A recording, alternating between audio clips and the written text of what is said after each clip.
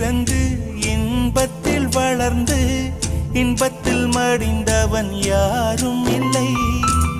துன்பத்தில் பிறந்து துன்பத்தில் வளர்ந்து துன்பத்தில் முடிந்தவன் யாரும் இல்லை. இன்பம் பாதி துன்பமும் பாதி இரண்டும் வாழ்வின் அங்கம். நெருப்பில் வெந்து நீரினில் குளித்தால் நகையாய் மாறும் தங்கம். தோல்வியும் கொஞ்சம் வேண்டுமடி, வெற்றிக்கு அதுவே எணியடி.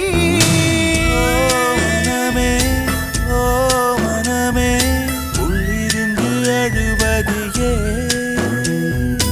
ஓ மனமே ஓ மனமே சில்லு சில்லாய் உடைந்தது ஏன்?